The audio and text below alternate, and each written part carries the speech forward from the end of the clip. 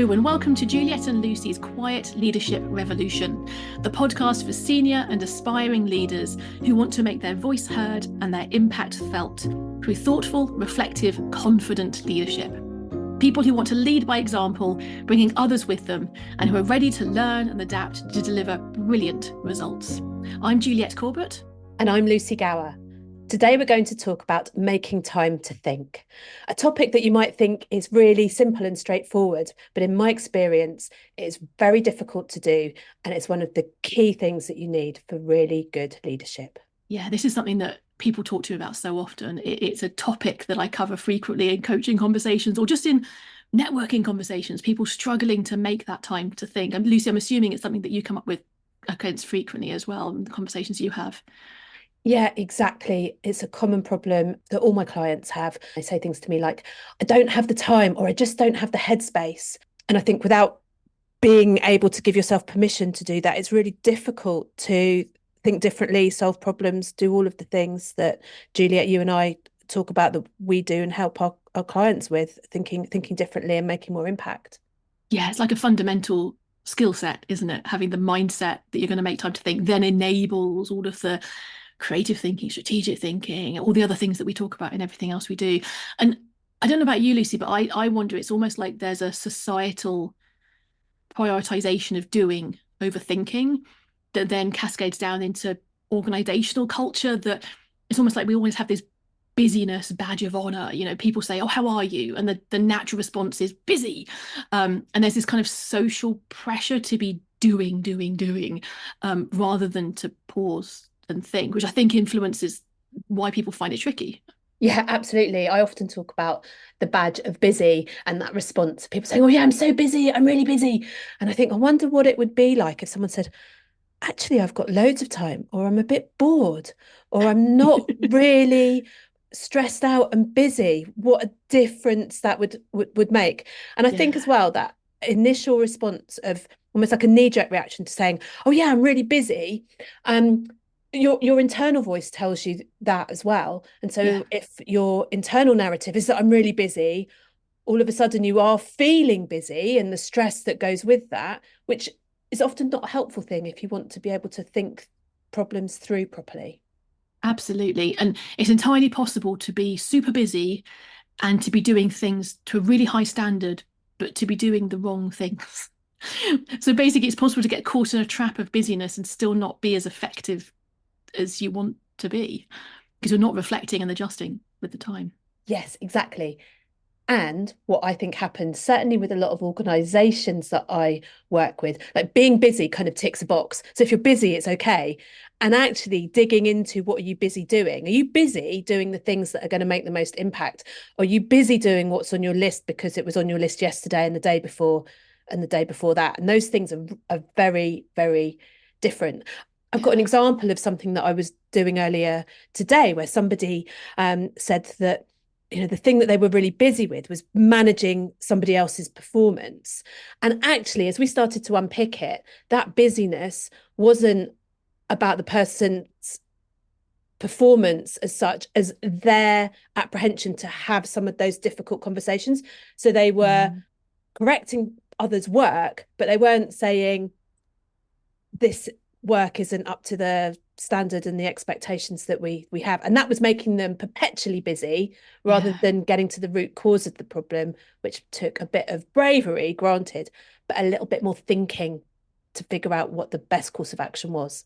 Yeah. And if you just accept that business as the price we pay of modern working life, you don't pause to reflect on how life could be more effective, how your work could be less busy, but actually resulting in better outcomes. Yeah, exactly. And I suppose that comes back to the thing that you said in the beginning about a mindset shift.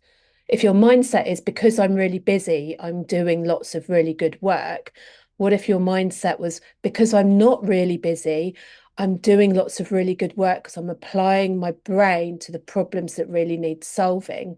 Yeah. That's something very different. And that's down to individuals, but that's also about the culture and the ecosystem that you sit within and the ecosystem that you lead if you sit in a leadership position. Yeah, absolutely. So when we were thinking about this episode, we kind of went I think you went in two directions. I think it's really helpful to differentiate between the two. So the obvious place that we could start talking about now is time management techniques or productivity techniques. And as useful as that might be, we're going to push that into a future episode, because actually that isn't that helpful until you've shifted the way you're thinking about this busyness that we all live in and the value of making time to think. So I think what we're going to do in this episode is really settle in on that mindset. Um, I don't know, Lucy, have you felt that yourself, or with people you've spoken to, that sometimes we default to just tactics of different techniques we could use before we're ready for them, because we actually need to go a little bit deeper into the way that we're thinking about this busyness trap that we're all in? Yes, absolutely. And I think just to acknowledge it's a trap that we're all in. I feel it Yes. too.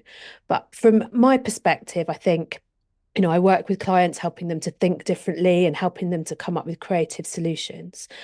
And often a quote that gets thrown around, allegedly attributed to Einstein, but it's about, if you keep doing the same things, you're always going to get the same results. And I think busy is about keeping doing the same things, being busy doing the same things.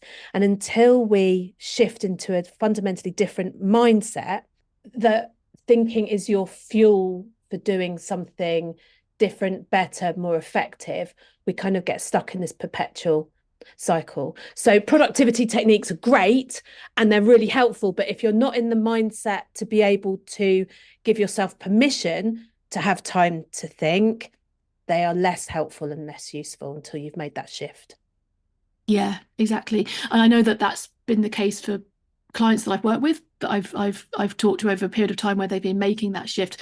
And I felt it myself as well, a slight, almost, it's almost like an addiction of, if I could only find the right tactic to manage my diary or manage the way I'm doing things, I can pack more in. And actually that's the route to burnout rather than efficiency. Or the other thing that happens for me and a lot of my clients is, when I've just done this one thing, or when I've just finished this project, or when the kids are back at school, or when the house is clean, or or Yeah, whatever that looks like, then I'll be able to do X. yeah, So if this then that is not a very good tactic for helping to carve out that time to think, yeah, because the time to think, if you can reframe so the time to think comes first, that's more helpful, because your list, whether it is work related things, home life related things, is always going to be getting longer. It's never finished. So if you put thinking time as the thing that you do once everything else is done, whatever your everything else looks like, you're cramming it in at the end priority, when actually it should be flipped around. If you yeah, can shift it into the most important priority that everything else comes out of, yeah. that's the big challenge. And Juliet, I think you're good at this already. I've worked really hard at this, I have to say. So I think my journey on this came to a peak experience during COVID, with the lockdown, having the kids at home, trying to build a business back then, and finding that however many tactics I put in place, it just wasn't getting better. And the big shift for me was realizing that time is fuel, thinking time is fuel, and that reframing of the time to think gives me the fuel to do really good work. So whether that's putting out interesting content, whether that's working directly with clients, whatever it might be, that it is the fuel that drives everything else.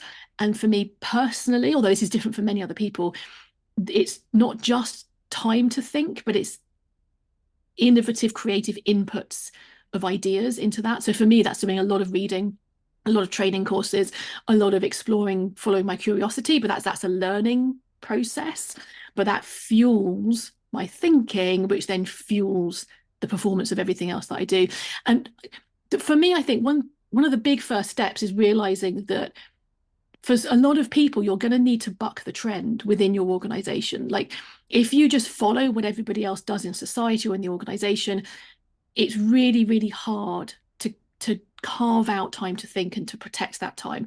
So the first step that I found useful talking to people is firstly realizing that you are going to be bucking the trend. You're going to be doing something a little bit different, a little bit brave. And then it becomes a cycle, a reinforcement cycle of little baby steps in a direction that slowly reinforce valuing that time to think. So realizing that you're bucking the trend, that you want to value time to think, carving out a little bit of time using some of the productivity tools that we've mentioned. We'll talk about a little bit more in a future episode. But then really note, what are the things that are happening that are really going well because you took that time to think? New creative ideas that emerged, new more efficient ways to do something, more innovative marketing messages, whatever it might be that you're focusing your time to think on. Really look for the benefits that are coming out of that time.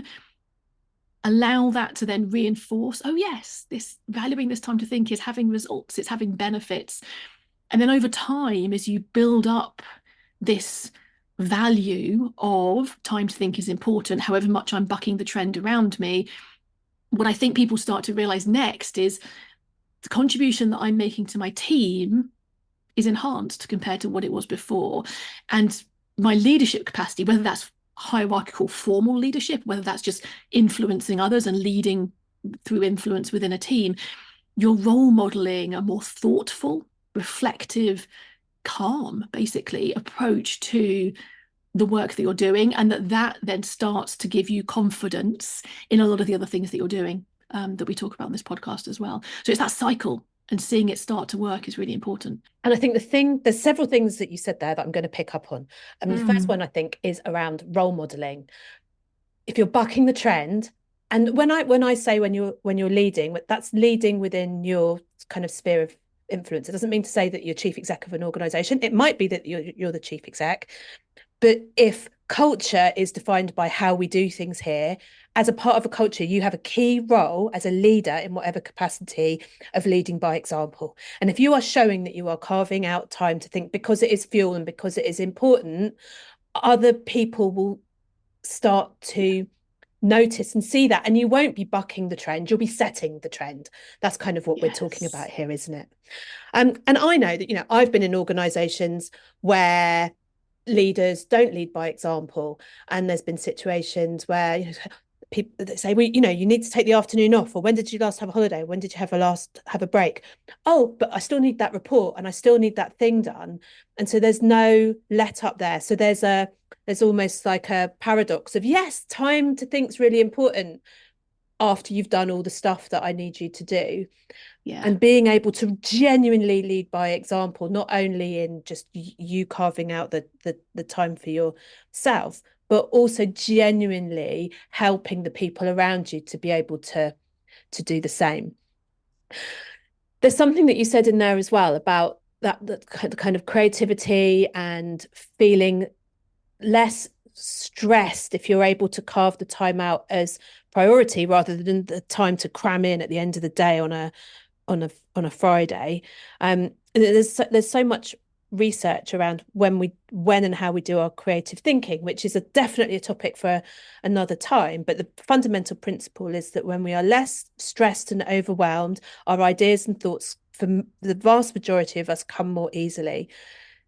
So giving yourself permission and earmarking that time, where it might not be that you're at your desk, it might be that you go out for a walk, or it might be that you go and do something that relaxes you, that helps with your thinking, I guess is another step, isn't it? Yeah. There's carving out the time, and then there's being seen to not be at your desk, which is another buck of trend that I'll talk about more another time. But I think your point about noting what's happening and seeing that there's shifts and thinking about that, how that feels for you, both in the quality of thinking that you have when you carve out the time, but also in the kind of feeling of permission that you've given yourself because you know that it's making more impact.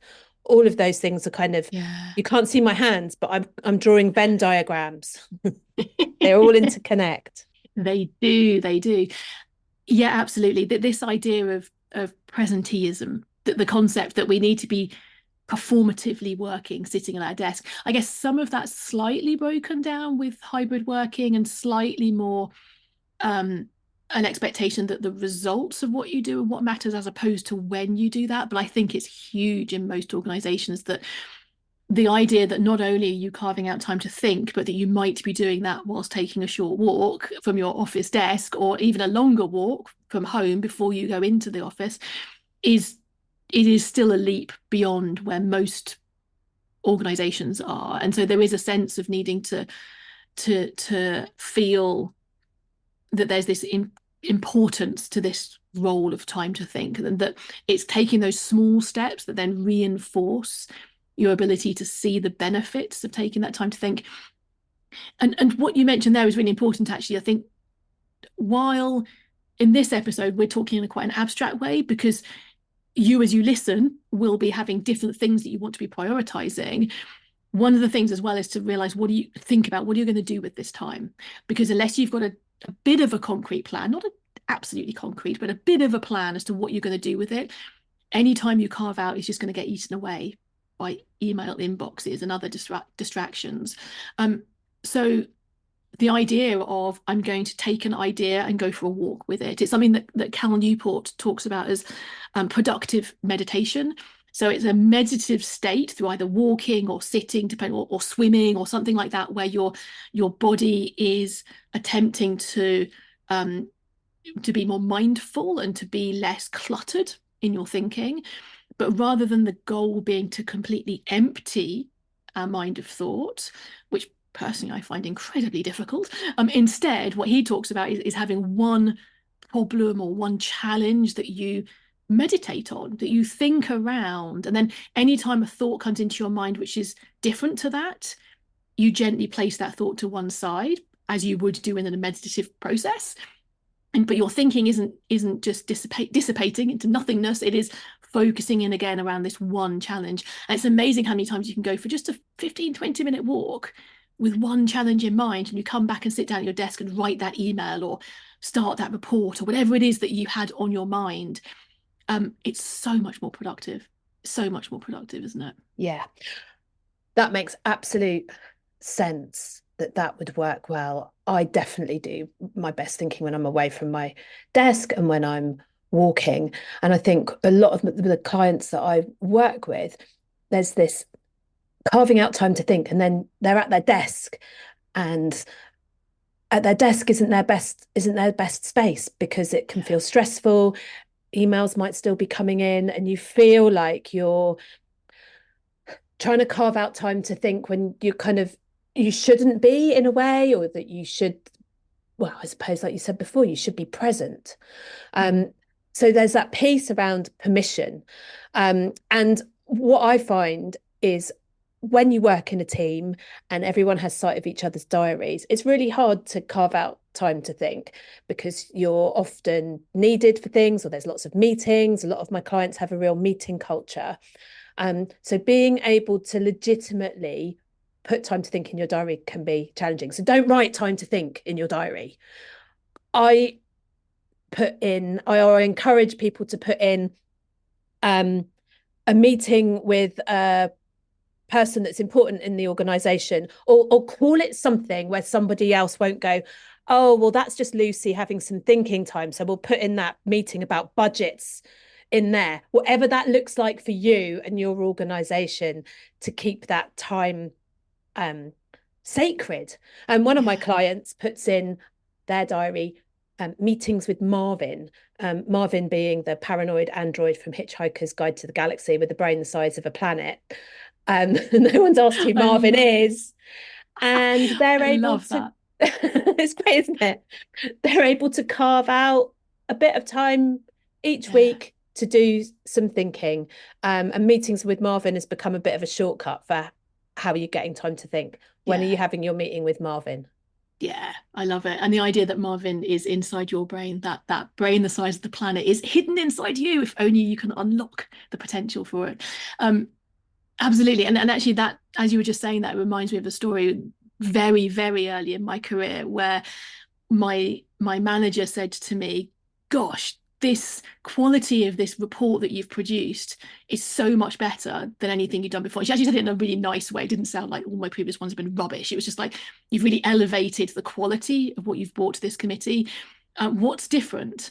And I said, well, I took a bit of time to go for a walk, and then I worked on it from home. She said, right, you need to keep doing that. because that's working for you. So the other thing I would say is proactively, but not in an arrogant way, but proactively reporting back to other people on, if you get praise for something that you've done as being, particularly high quality, if it's because you've given it a bit more time, because you knew it's a strategic, important project and you've allocated the time to think and then produce rather than just rush into producing that work, report back and say, well, actually, the reason for that was because I took a 30-minute walk before I worked on it. So I'll be doing that again because clearly that was working. So you're proactively reporting back to those around you the benefits that you're seeing from your thinking time as well.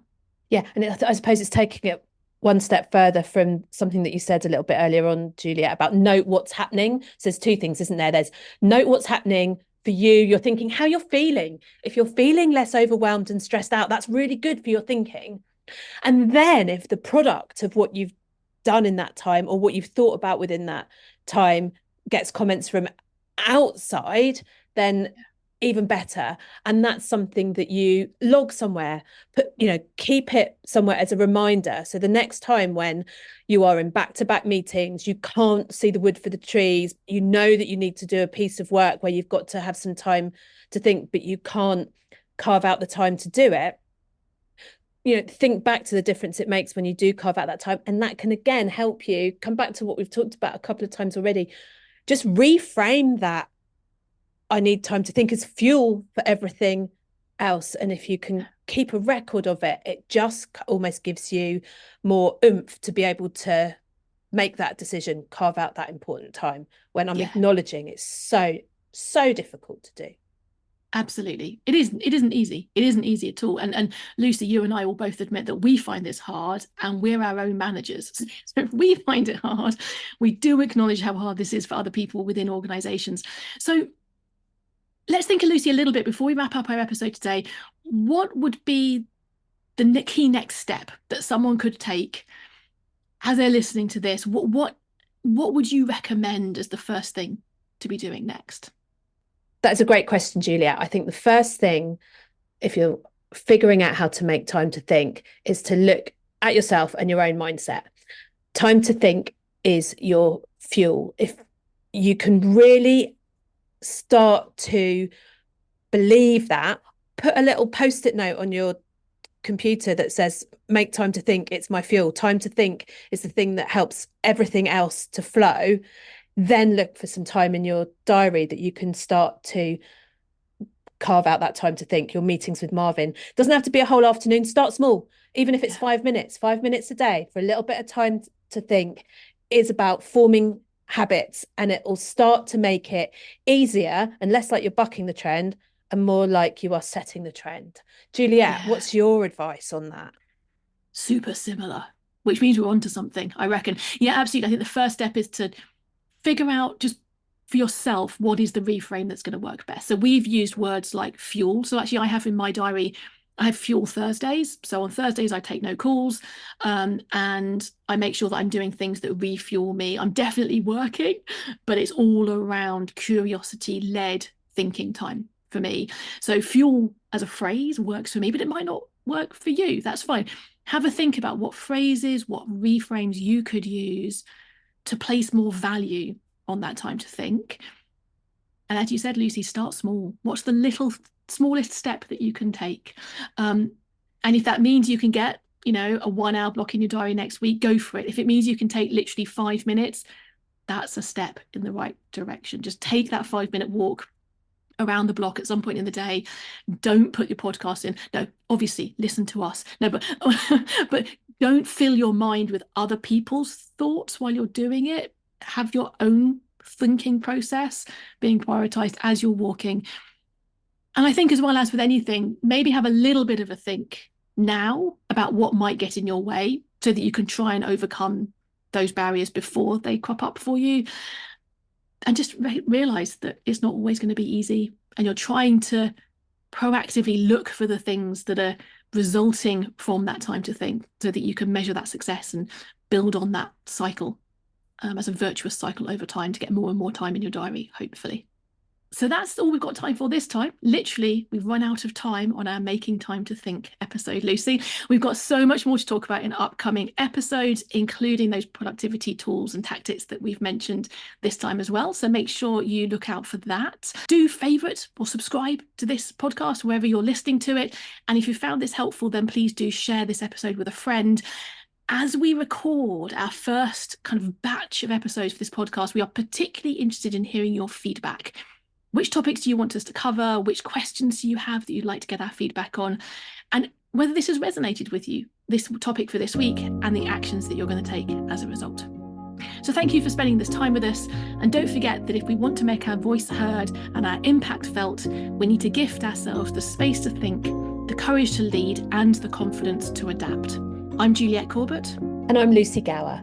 We hope you'll join us next time for the Quiet Leadership Revolution.